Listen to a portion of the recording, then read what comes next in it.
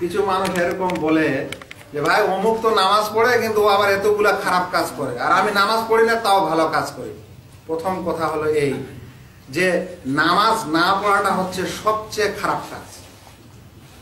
কোনটা বেশি খারাপ কাজ? অন্য যেগুলো সে খারাপ কাজ করছে, হয়তো সে মিথ্যা বলেছে বা কাউকে ঠকিয়েছে নামাজ পড়ার পরেও, ওর ওই ঠকাটা, মিথ্যা বলাটা বা কারোর সঙ্গে তর্ক বিতর্ক ঝগড়া করাটার চাইতে জঘন্য হলো এই নামাজ ছাড়া। তাই ওর মন বলছে বা ওর মাথা বলছে যে ওই নামাজি মানুষ খারাপ কাজ করছে আর আমি বেনামাজি হওয়ার পর ভালো করছি, তো আমি বেশি ভালো না।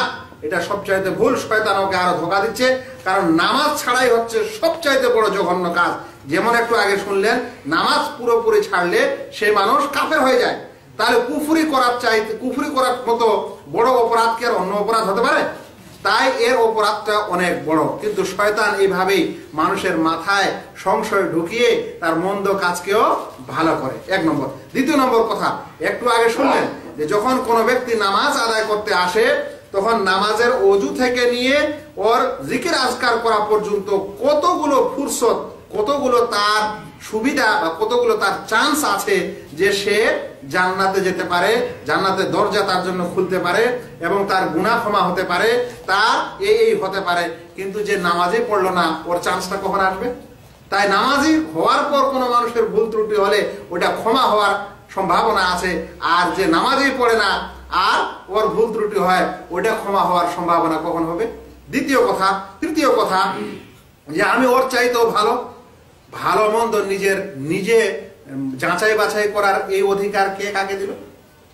একজন মানুষ আমি ওই নামাজি মানুষের চাইতে ভালো, এই দাবিটা করার অধিকার কে দিল? নিজের মাথা হিসাবে কেউ যদি কোনো জিনিসটাকে ভালো বলে আর মন্দ বলে, শরীয়তে ওটা ভালো মন্দ দেখা হবে না। ইসলামী বিধানে যে ভালো সে ভালো। সেই কারণে যে নামাজ পরিত্যাগকারী সে ওই সকল কাজের চাইতে বেশি অপরাধী এবং বেশি মন্দ মানুষ, আর শয়তান তাকে এরকম ধোঁকা দিচ্ছে, আর এইভাবে সে নামাজ পরিত্যাগ করে যাচ্ছে আর ভাবছে আমি ভালো কাজ করছি।